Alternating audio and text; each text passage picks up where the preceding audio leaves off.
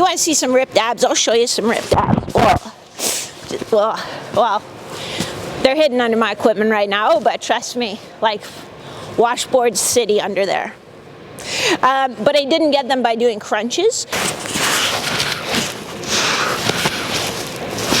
I haven't used crunches with any athlete probably in the last over 10 years because crunches, contribute to overuse injuries like disc herniations. They also don't train us functionally for what we need to do on the ice. A strong torso is really what we need, not sort of one muscle group in isolation.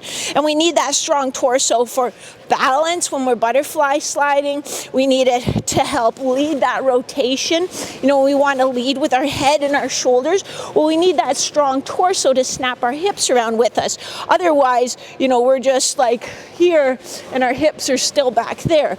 We need to have that strong torso, boom, so that when we snap our shoulders around, our hips can come with us, and that gets us going the direction we want to go. And it's not just doing planks.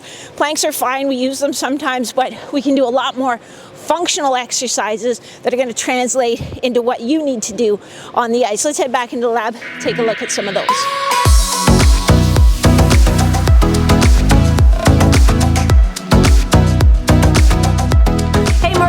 GoalieTrainingPro.com. I am an exercise physiologist who helps you do the right training off the ice so you can stop more pucks on the ice, which brings us to the topic of why I haven't given pretty much any athletes crunches in the last 10 years or so. And here's the reason why. Number one, and I'll go into a little bit more detail, but it puts a lot of wear and tear on your back. Number two, it doesn't train your abdominal muscles the way that you really need to use them on the ice to move and to stop more pucks. Number three, it doesn't give you six-pack abs. So it might give you the definition, but unless you have a very, very lean body fat, you're not going to see them. So they might be there, but they're just covered by a little blubber. So, for a male, if you're kind of getting close to 4%, you're probably going to see nice ripped abs. But otherwise, you can do crunches till the cows come home, you're not going to get there. We can't do spot reduction, so when we, do lots of crunches, it doesn't selectively burn fat from over top our abs, unfortunately. So that's kind of why we're not going to do it. Let's dive into it a little deeper. Let's talk first about why we don't do them or why we look for a better way. There's like everything, there's good, better, best.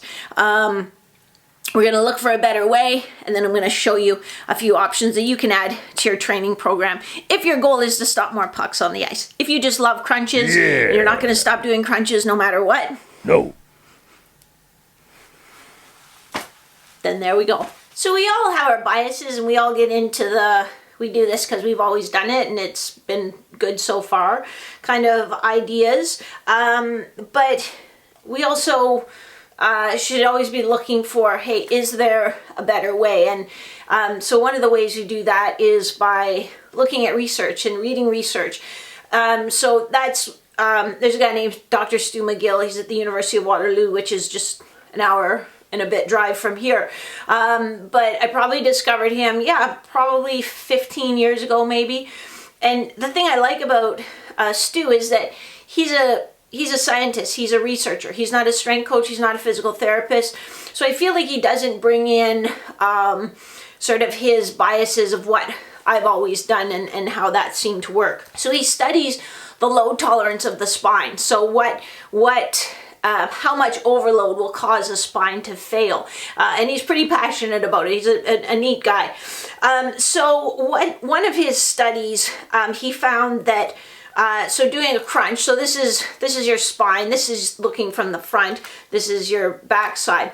But he found when they do crunches that it can put about 340 kilograms of compressive force on the vertebral discs. So the vertebral discs are these little sort of clear bits that you can see in between each individual vertebra. So when we do a crunch, so we lie down and we crunch, what we're doing is we're kind of squeezing the front part of the vertebra and sort of opening up the back side of the vertebra. So over time, that can lead to a disc herniation, which then where sort of the back side of this will bulge out, and there can be different, you can have an anterior or lateral, but in repeat flexion, it's usually a posterior disc herniation. Well, you see these little yellow bits that come out from the side. Well, those are your spinal nerves. So when one of these lumbar discs bulges, it usually, or it often, presses on that nerve, and that gives you a world of hurt, basically. Dr. McGill also studied and postulates that disc injuries are overuse injuries. So one of the things that I hear when I talk about this, and people, people really like their crunches, is they say, well, I've done crunches for the last 15 years and my back's fine, and my back's really strong, and I've never had a back problem, and the crunches really, really help. Well, maybe yes, maybe no, because the thing with that is it's actually quite similar to hip impingement, is it feels fine until it is not fine. And then you actually have a pretty big problem. So we might all know somebody who herniated a disc in their back, and you said, well, how did you do that? Oh, I bent over to pick up a t-shirt off the floor. And you think, oh my God, that's crazy. How did you get such a bad back injury? What a freak accident. Well, it's not. It's that over time you've been adding wear and tear to that area, and that's just the straw that broke the camel's back. So I always think of it like a wire coat hanger. We can bend it this way, it's fine. This way, it's fine. Fine, fine, fine, fine, snap. And we don't really know exactly when it's going to snap. So that's why I started looking for a better way to do crunches, combining that with the idea, and really it is quite common sense, like, well, what I do in my sport, I don't actually use that motion. I don't really need that motion. I need, sometimes it's more of a rotary stabilization or just a generating power stabilization. So that's why I took them out. I will confess, I work with a international level decathlete. We do some crunch variations, mostly reverse type crunch variations, because he does pole vault. And so that is actually a movement. He does have to use his abdominals to bring his, pelvis and his legs up into that pole vault position. So, that is a sport specific application. For goalies, not so much. So that's why I don't do them anymore. And again, some of you will want to argue with me because you love them and you've done them and you've never had a problem and blah, blah, blah. This isn't my opinion. I'm looking at research science that somebody has done, studies that have been published, and making a judgment call on risk versus reward. Is there a better way? Is there a best way? So that's where it's all coming from. And the same actually does apply to Russian twists too. So don't think you're good if you're just doing Russian twists. But let's look at some alternatives. Okay, so what can we do instead? Because I'm not saying they aren't important. They are certainly important. But how can we train them in a way that protects our back a little bit, actually teaches those muscles to stabilize our spine, which is very helpful, and teaches those muscles to help us move and stop more pucks. The first one is really a very basic stabilization drill, because the default is always, oh yeah, you shouldn't do crunches, just do planks. Well, planks are an okay place to start. I like them, I use them in my programs, but they're also kind of limited because they are very static. And when we talk about functional core stability, it isn't just static. We don't maintain a rigid torso as we move on the ice. We have to be able to rotate and still be in a stable position. So let's talk, this first one will be a sort of a little variation on planks, and then we'll go into some more functional ones that you'll look at and you'll be like, aha, I can really see how that'll help me. I call this first plank variation just the stability ball mashup, because we're using a stability ball. We're doing a lot of different positions. Dr. McGill actually really likes planks. He also likes an exercise called stir the pot, from a plank position where you're stirring the pot. This incorporates sort of a couple of those elements. So it starts with just a nice straight plank, getting your body in a perfect straight line, not up like this, not letting your butt sag down. Nice straight line. We hold that typically for 30 seconds to start. Then we do a little saw out and back, maintaining that stable torso. Usually we do 10, and then we go into a rotator, but keeping your torso stable. And again, about 10 back and forth. So what that does is, it's a pretty good sustained hold. It takes probably about 60 seconds to do the whole thing, maybe a little bit more. It gets a static hold on a bit of an unstable surface. Then it gets us stabilizing more in the sort of anterior sagittal plane, front and back. And then as we move across, we have to do a little bit more rotary stabilization. We also can sort of think about, when we do those rotary stabilizations in particular, am I stabilizing? So, you'll see some people, and then their body's going side to side. It's like that's not stabilizing your torso. So that's the stability ball mashup, and that's a great place to start if you're moving away from your crunches, and you'll like it too because you'll feel it. You will feel it. So that's a pretty good start, isn't it? I think you should probably hit the like button right now because that delivered some value, right? So I'll wait here, you hit the like button. What? I can't hear you. You want me to do push-ups? How many push-ups? As many as it takes? What kind of answer is that? You want me to do push-ups till you hit the like button? Oh God, okay. All right. Okay, anytime. You can hit it. Oh, okay. Whew, thanks. I almost didn't include this one in this video because in a way it isn't sexy enough. I thought you might look at it and be like, well, I don't really, or even try it and say, well, I don't feel that on my abs aren't burning. But this is core stability. This is functional core stability. And I love the way this one really ties in your hips too, because a lot of our stability on the ice comes from not just here, but also being strong and stable here. So what we're going to do is get in an inline half kneeling position. So, and this happens all the time in the gym. Inline means my knee and my heel are perfectly in line. It's not even out here. That is not it. That is cheating. So it has to be right in a nice straight line. Then what you're going to do is take your medicine ball. This is a 6-pound medicine ball, which is going to be a really good load for this exercise. So don't grab the heaviest medicine ball thinking it will be better. You have to be able to move quickly and maintain your stability. I'm staying tall in my torso. I'm bracing with my abs a little bit, as if someone was just going to come and give me a little punch in the stomach. That's all. I'm not, bearing down. I'm just bracing with my abdominals. So I'm going to hold the ball. I'm going to quickly come up, boom, and stop. Chop back down and stop. Chop up, stop, chop down, stop. So I'm staying stable. I'm not using my body to generate that chop, and you might want to because you're thinking, well, I want to work my core. No, I'm staying stable here as I'm applying force with my arms. So again, pause, pause, pause, pause. And then I would go the other angle as well. Then I would switch foot positions. So that's a half kneeling med ball chop, inline med ball chop. And usually we'll do about 4 this way, 4 that way, switch legs, 4 and 4 with that tempo. Fast, pause. Fast, pause. And sorry to sound like a broken record, but this one we're going to use a resistance band. And again, don't just grab the heaviest resistance band thinking that that's going to be better for training your core or your abs.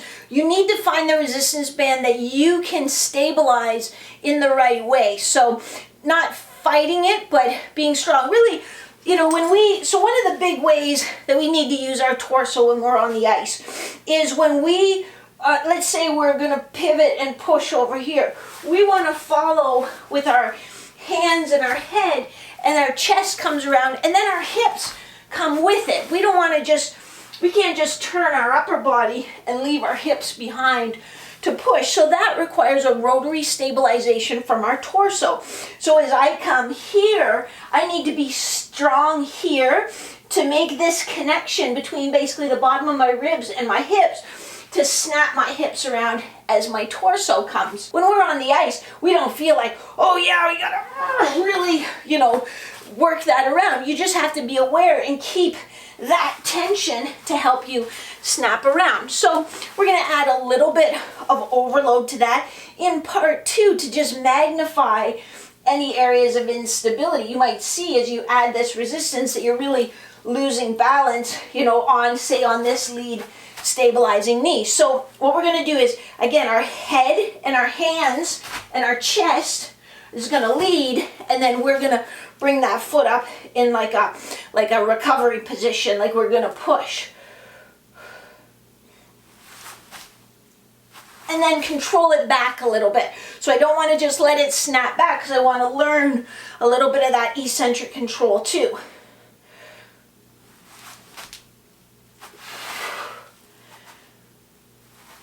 Pay attention to your finish position. Are you tall in your hips? Are your shoulders and your head facing where you're trying to move? Are your hands staying right square to your body?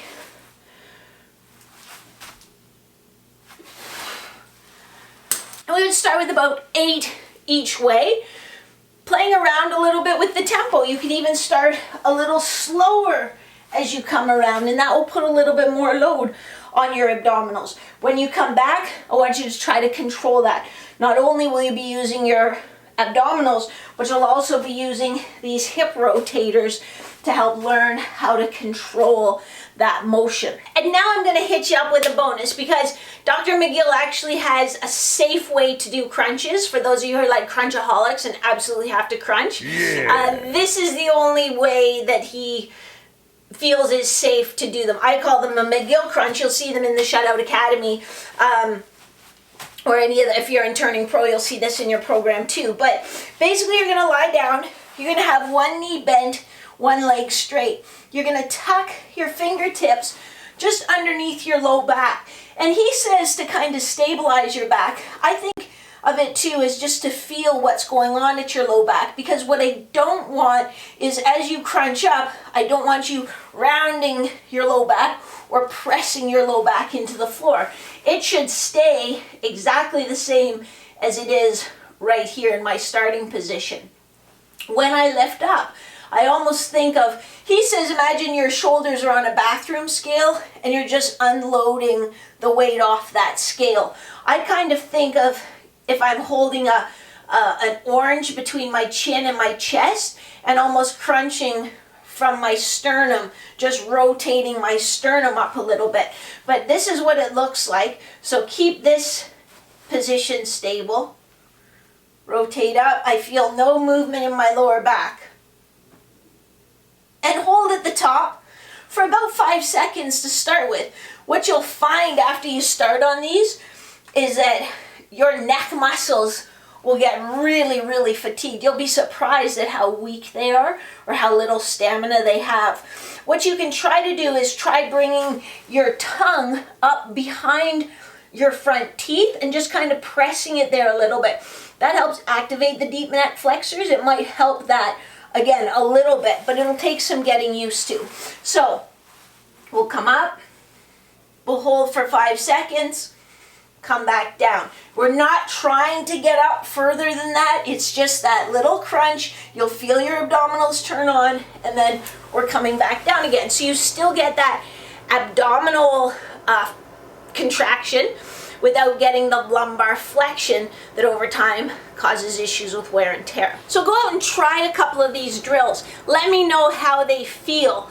Let me know if you'd like to see more sort of core training exercises that actually help you stop pucks on the ice. Or let me know, the other one I was thinking of is some exercises will take that strain and fatigue feeling off your low back when you're on the ice. You know, when you're on the ice for a long time and your low back starts to kind of ache or feel really fatigued. So let me know if you want me to make a video on either one of those topics. Just put it in the comments below. If you just love crunches and you're not like, science be damned, I'm just going to do my crunches, that's totally fine. I respect your right to do that. You don't have to post a big long comment about why you're going to keep doing crunches, because my answer will be, that's cool.